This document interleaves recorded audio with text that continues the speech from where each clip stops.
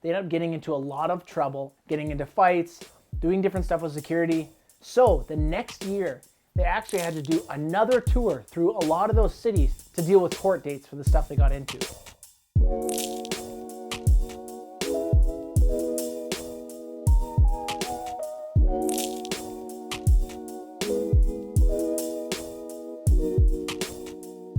What's up guys, my name is Levi and this is Shred Shop, connecting you to skateboarding. And today we're doing 14 things you didn't know about RDS.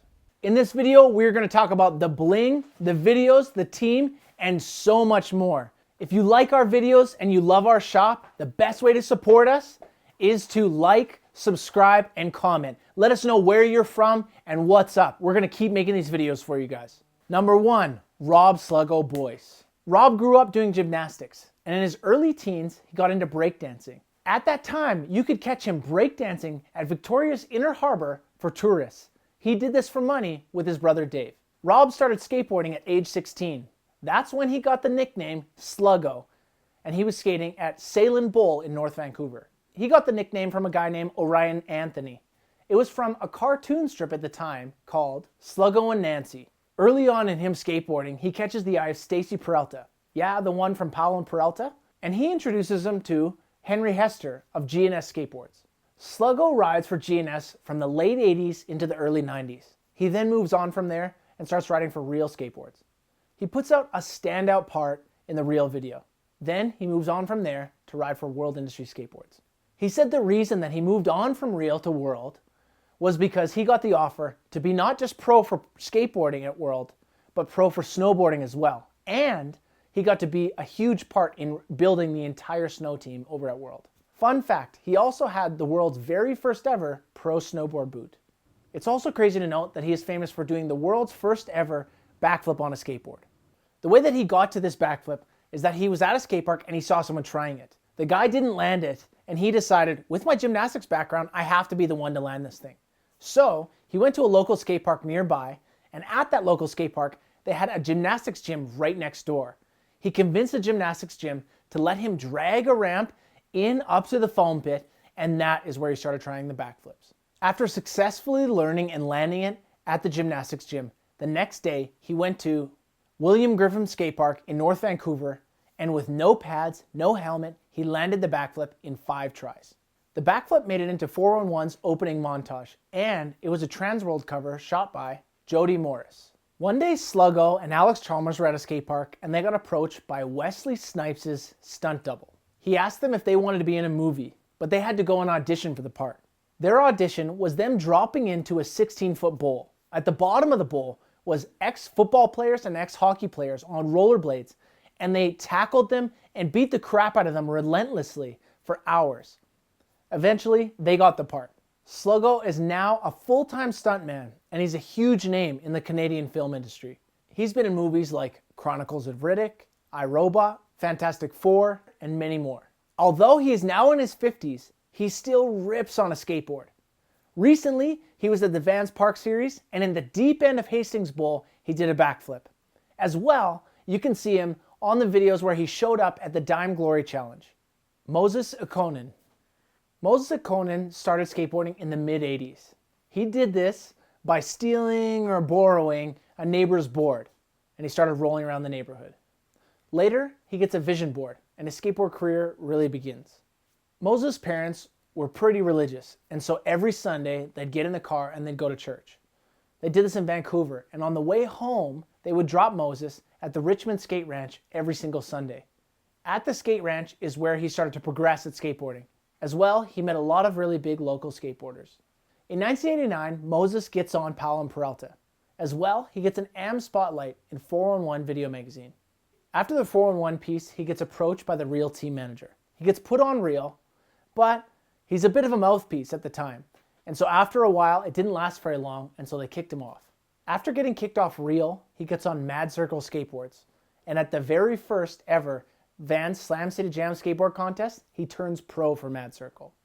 Later in his career, he switches over to Platinum Skateboards. And then, near the end of his career, he moved back to Powell and Peralta. He was also a member of the DC Shoes Super Team when DC was first founded. Moses is currently the head honcho at Centre Distribution in Canada. It's good to note that Moses is probably the most famous out of the RDS crew at the time because he was really known for not taking any crap from security guards everywhere they went. You can see this in all their videos they put out. Colin Mckay. Colin Mckay saw his very first ever person skateboarding in Calgary, Alberta. And he bought his very first ever skateboard at Freewheelin' Skateboards in downtown Calgary near the Saddle Dome.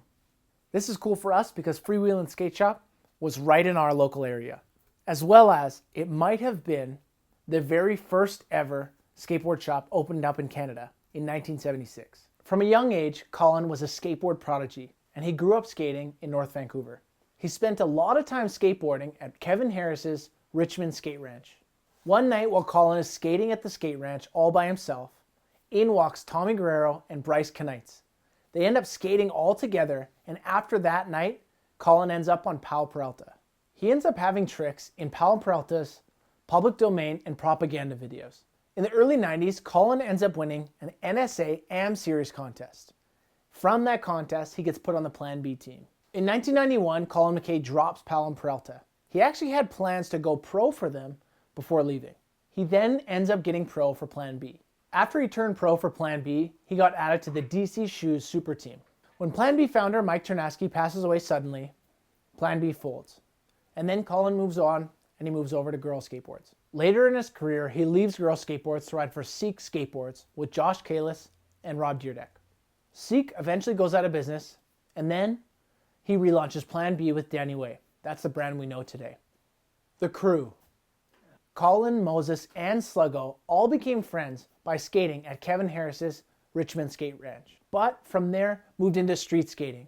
Their crew grew a little bit, and they got known for skating everywhere, for breaking stuff, and all around just kind of getting into trouble. It's fun getting into trouble. The original Red Dragon crew consisted of Rob Sluggo Boyce, Colin Mckay, Sean Teenager Laidlaw, George and Gordon Faulkner, John Monroe, Justin Lucan, Sam Devlin, Moses Konan, and many more. This crew came together in the late 80s. Like we said, skating at the Richmond Skate Ranch, moving into the streets, and skating a ton and breaking stuff everywhere they went. While street skating, every time the crew would kind of get kicked out by security guard, they would jokingly all yell, "Red Dragon!" Because at the time there was an actual gang called the Red Eagles in Vancouver. The Red Eagles were a full-on violent gang at the time. They were in the news a lot, and they were known for a lot of murder and really vicious attacks. So even satiring themselves as Red Dragons, kind of poking fun out of it, was really gnarly. They had some big balls. Like huge, like gigantic big balls. Dragon-sized balls. One time while getting kicked out of a spot, Sean Laidlaw yelled at the security guard, "Red Dragon, we kill you!" And that's where the slogan, "We kill you," ended up on a ton of their swag. The logo. The logo comes from a traditional Cantonese character. Colin Mckay came up with the logo for RDS when he was reading the book Red Dragon, because the main character in this book carved that logo into a tree. The logo comes from the Chinese character for middle or balance. The Red Dragons trademark the name and logo. The store. Colin and Sluggo approached Steve Rocco because they want to start distributing World Industries for Canada. Steve Rocco says to them, "Wait, first start a store, keep it open for a year, and then we can talk." And this is where the Red Dragon store was born in North Vancouver. It's also interesting to note that they had a second location in Encinitas, California at some point too. The clothing. After the first successful year of the store, Slam City Jam came to town. They decided to give a bunch of t-shirts and clothing to their friends who came into town to skate the contest, and they all wore it at the contest. It's interesting to note that the Slam City Jam skateboard contest at that time was the biggest skateboard contest in the world. Take the biggest skateboard contest, bringing the best skateboarders in the world. Some of these guys wearing RDS gear. We're talking Kareem Campbell, Chris Markovich, Steve Caballero, John Cardiel, and loads more. Needless to say, this exploded the clothing sales and the shop sales. And here is where the full-on clothing brand started. It's crazy. RDS has been around for over 20 years, which is so hard. In those years, many skateboard brands have come and gone, and they're still around. As well, RDS is close to our hearts because they're a Canadian brand, and they're one of the very few Canadian skateboard brands that are still running hard and still doing well. It's so cool to know that RDS brought some of their manufacturing back to Canada, including all their hoodies are made in Canada, which is so hard to find. The Bling. Early on, the RDS logo necklace was synonymous with the skateboard crew, and it became a sought-after relic in the skateboard world. Colin Mckay is noted saying that he had the very first ever RDS pendant, while Sluggo, or Rob Sluggo Boyce, claims that he had the very first ever RDS Bling. Later, when they started producing them for team riders and employees, they started making them with real diamonds, and the cost of these necklaces became around $15,000. At one point, Stevie Williams saw Colin Mckay wearing the necklace. He reached out and he said, "Yo, I need one of these." And then Colin went to Moses and they got one made for Stevie Williams. If you didn't know, Stevie Williams never rode for RDS. Sluggo also said that at one time he lent one of these necklaces to one of the employees who took it out for a night on the town. He went to a club/strip club and he didn't come back with it. He lost it. So, if you're a stripper or used to be a stripper in Vancouver and you have an RDS pendant, either send it back to these guys or maybe sell it and make some money. Videos. No, maybe it was I stomped the honk. RDS FSU 2002 came out. It took the skateboard world by storm. It is easily the most iconic Canadian skateboard video that has ever come out. It features the RDS skateboard team at that time: Colin Mckay, Glenn Suggett, Jake Stewart, Moses Konan, Jason Ellis, Mike Hasty, Paul Macnow, Sluggo, Russ Milligan, and Ryan Smith. There was also a ton of other huge American pros that made it into the video: Tony Hawk, Steve Cab, Rob Dyrdek, and so many more. It had a huge cult following. It showed off the brand so well and what they kind of stood for. Their antics, all about anarchy and just all-out skateboarding. If you skateboarded in the early 2000s, there was no way you didn't own a copy of this video on VHS. Skateboard Party. 3 years later, RDS Skateboard Party was released, and it featured a bunch of the new riders as well as a ton of the legends. New guys such as Aaron Johnson, Galia Malmaloo, Mike Chalmers, Sean Hayes, Ryan Smith, Sheldon Melashinsky, and Calgary's Ryan Outen. In 2016, RDS releases their third video, RDS Enter the Dragon. It features team riders like Mickey Papa, Ryan DeCenzo, Scott DeCenzo, Cody McIntyre, and TJ Rogers. Tough Guy Tour. While filming for Skateboard Party, they did a cross-Canada skateboard trip. They did demos and they went street skating in every city they were in. While filming for Skateboard Party on their Tough Guy Tour, they ended up getting into a lot of trouble in a bunch of the cities, getting into fights, doing different stuff with security. So the next year, they actually had to do another tour through a lot of those cities to deal with court dates for the stuff they got into. Jason Ellis. Jason Ellis has been a part of the RDS family since the 90s, and he's had tricks in a lot of their videos. Originally being famous for being a really good vert skater, he then went on to host his own show on the Faction satellite radio network. It was called The Jason Ellis Show. His show was one of the highest rated shows on Sirius satellite radio, and he often talked about the RDS days. Other skateboard celebrities that had shows on there were Tony Hawk and Bam Margera. Steve Caballero. Steve Cab has been coming up to Canada since the 80s, so he's been friends with a lot of the RDS guys since then. He's been a part of the crew forever, and he had tricks in the original RDS video. He kind of has been an honorary member forever.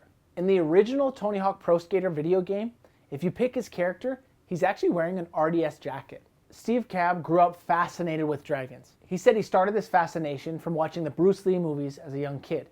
If you notice, a lot of his skateboard art is based around dragons. In 2020, Steve Caballero is back collaborating with RDS. He has a full Steve Cab RDS collection where it's a bunch of dragon artwork and he does all of the artwork by hand. Check it out. Sightings. Over time, because Sluggo has been in film, you see that RDS t-shirts, they pop up in music videos or movies if you look closely. In the TV show Smallville, Superman was actually wearing a green RDS t-shirt in one of the episodes. As well, in the movie Out Cold, someone was wearing an RDS pinny. And in that movie, Sluggo was the stunt double for Zach Galifianakis. We heard a story from Colin Mckay that said that one night he was hanging out in kind of a ritzy, upscale California bar, and he noticed a guy walk up to the bar in a green shirt. He looked over and it was Ashton Kutcher. As he stared at him for a little bit longer, he noticed that he was wearing a green RDS logo t-shirt. So he went up to him and he said, "Hey, where did you get that shirt from?" And then Ashton went on to explain that he said, "One of the movies that I was working on, they just had it on the wardrobe rack and I liked it, so I took it." RDS Skatepark. Kevin Harris, who owns Ultimate Distribution and Center Distribution, teamed up to start the RDS 20,000 square foot skate park. The RDS Skatepark was put together in partnership with Kevin Harris, who was Canada's very first ever skateboard pro, as well as the original owner of the Richmond Skateboard Ranch. The skate park opened in 2003. 2003 marks the 30-year birthday of the closure of the Richmond Skate Ranch, which was owned by Kevin Harris. It was actually located in the same facility that the Vancouver Grizzlies practiced. Unfortunately, the indoor skate park facility only lasted a few years because, as we all know, skate parks are a money sucker when it comes to heating and ramps and taking care of the whole thing. But what it did was blow up the Vancouver skate scene and show that these guys really care about giving back to skateboarding. Modern RDS. In 2021, RDS is still going strong. They've been going for over 20 years, which speaks a lot to them as a brand, but also the fact that they're still around means they're doing it right. There's been tons of other brands that have come and gone in that time, and they hold a special place in our heart because they're a Canadian skateboard brand. And they're one of the only Canadian skateboard brands that is still doing it and doing it with love. They still have a skateboard team, and they're giving back to skateboarding by putting up spots, little ledges and stuff like that all over the Vancouver City area. Guys, thank you so much for watching. This is Levi from Shred Shop, connecting you to skateboarding. Before we say goodbye, if you have not seen RDS FSU 2002, it is linked in our description. It is one of the most iconic skateboard videos of all time. But thank you so much for tuning in. My name's Levi from Shred Shop, connecting you to skateboarding. And as always, make sure you guys are going and supporting your local shops. They are the only reason that skateboarding is still alive. If you enjoyed this video, the best way to support us so we can keep putting stuff out is like, subscribe, and comment on our video below. Let us know who your favorite rider of the team was and if you would ever get an RDS tattoo on you. Make sure you guys stay tuned for the comment of the week. Guys, the comment of the week is a juicy one because it's all love. Augusto Copo, hope I pronounced that right. He said, "Hey, I watch most of your videos. I'm from Argentina. You cool people. Saludos." Honestly, guys, we love hearing where you're watching from and if you're hyped on our videos. It's all love from our side, and it gets us stoked to keep making more. Augusto, we're planning a road trip. We're driving to Argentina. We're staying at your house. Please hit us up.